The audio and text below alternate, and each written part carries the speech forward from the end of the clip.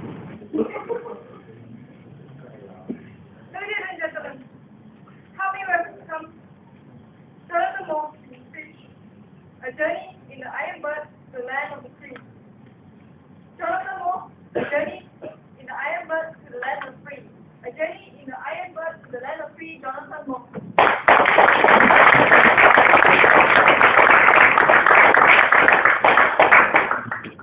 A very good evening, fellow Toastmasters, ladies and gentlemen. Good morning. Thank you very much, Maybe. I knew my gregariousness and my charm hasn't lost its shine yet. And say, I'm actually flattered that you're both over by my charm. Alright, so the thing is, before I start my presentation over here, I'd like to ask you guys a riddle. Humor me, ladies and gentlemen. Okay, what is a bird that's made out of iron, has 2 wings, and contains a lot of people in it? Yeah, of course, Air Asia and aeroplane. You see, ladies and gentlemen, and also the land of the free, is at least in a language known to us, is Thailand. Thailand means the land of the free. And I traveled there through Air Asia in an Iron Bird to visit the land of the free last Christmas. Many of us think that the days of adventuring are gone by, except in fantasy books in Dungeons and Dragons. But let me tell you, ladies and gentlemen, you are wrong. For now, I shall regale you with a tale of adventure, entertainment, enlightenment, and escape. You see, when I first stepped into the plane, a lot of my friends had given me a lot of horror stories. John, the plane's going to crash. You're not going to laugh to take off, you know. I just told them, hey guys, bugger off. Let me experience it for myself. It was my first time on an aeroplane, and I've usually read about people's experiences, what to expect. But then again, experiencing it is much more fun than reading about it. Because when I stepped on a plane, as the plane was going down the runway, and when it started to take off, it suddenly accelerated. Ladies and gentlemen, if you're in a Star Wars X-Wing fighter, and the feeling of going to hyperspace as it takes off, the feeling of weightlessness, as though you're going to hyperspeed, that's the feeling you get. I felt I was floating on the air. I thought I could walk on the clouds even though I was sitting strapped to my feet with my seatbelt and the air hostesses were all grinning at me. Really enjoyed myself. You know what? A plane is just like a roller coaster ride in Genting Highlands when it hits turbulence. Some people say turbulence is scary. I don't. I love it. In fact, I do hope that my next flight will encounter more turbulence when the plane starts rumbling, you know. Well, at least it's not being hit by any missile from MIG planes.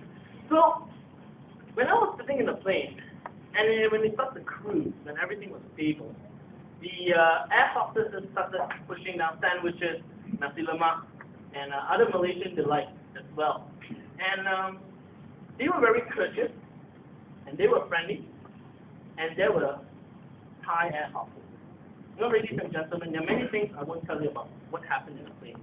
For example, I will not tell you that Thai women are much more prettier than Malaysian women for fear I'll be killed by the women here afterwards. I will not tell you that. I did not say that.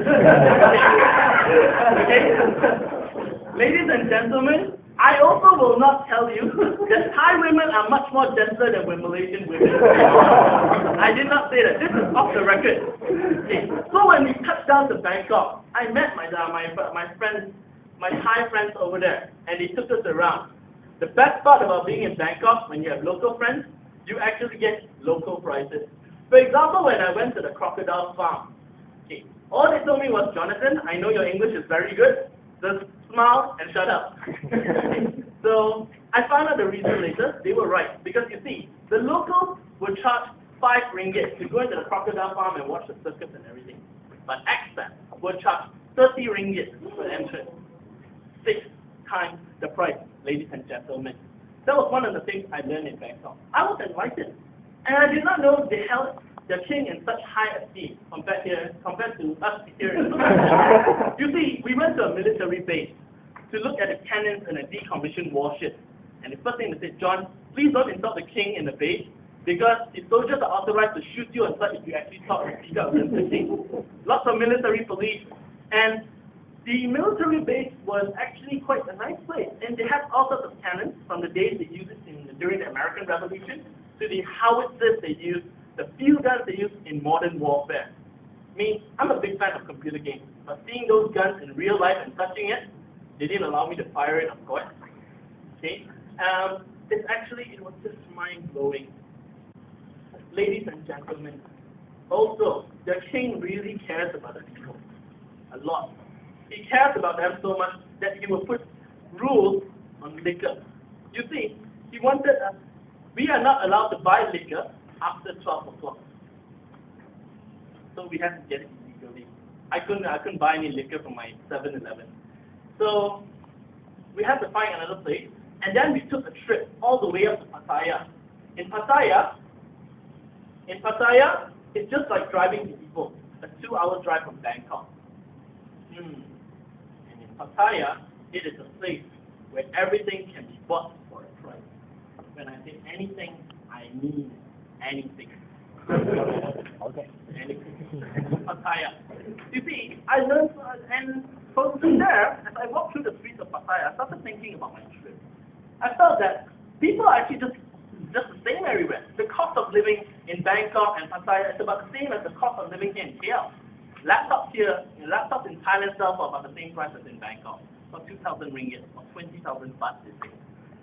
And my goodness, I had the most terrible experience. One of them was, I was in a cyber cafe, and I was trying to find out, surfing the internet, and I saw this really beautiful girl. I was like, wow, that's it. I turned on my charm, and I found out that she turned out to be a he. Okay, she looked exactly like a woman, really gorgeous. But the next thing I knew, she grabbed my hand, and it was a grip of iron, and then she spoke in a man's voice. Where are you from? What's your name? I was trembling.